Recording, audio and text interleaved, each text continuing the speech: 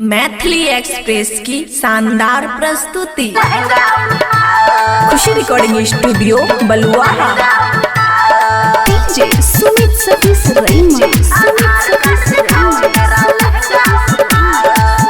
और कोई न रोका है मर कर ही बुताओ आधार का हाथ। आधार कार्ड दिखाओ मेरा लहंगा उठाओ, आधार कार्ड दिखाओ मेरा लहंगा उठाओ। कोई न रोका है मर कर ही बुताओ आधार का हाथ। आधार कार्ड दिखाओ मेरा लहंगा उठाओ, आधार कार्ड दिखाओ मेरा लहंगा उठाओ।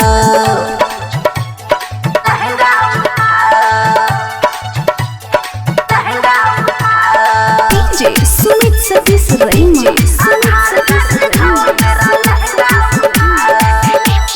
मैं हूँ बंगालों की छेलो छबीली, मैं हूँ बंगालों की छेलो छबीली। अखियाँ शराबी है होठवा रसीली। नमरी न हम पे हजार लुटाओ, नमरी न हम पे हजार लुटाओ।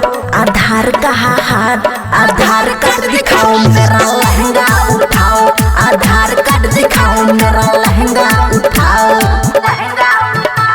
खुशी रिकॉर्डिंग स्टूडियो बलुआ। डीजे सुमित सतीश रईमा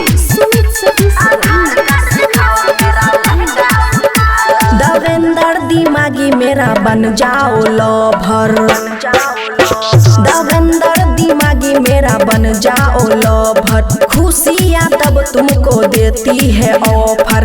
अमन अकी तुम डीजे बजाओ, अमन अकी तुम डीजे बजाओ। आधार का हाथ, आधार कार्ड दिखाओ मेरा लहंगा उठाओ, आधार कार्ड दिखाओ मेरा लहंगा उठाओ। कोई ना रोका है मर कर ही बुताओ आधार का हाथ। आधार कार्ड दिखाओ मेरा लहंगा उठाओ, आधार कार्ड दिखाओ मेरा लहंगा उठाओ। खुशी रिकॉर्डिंग स्टूडियो बलुआ।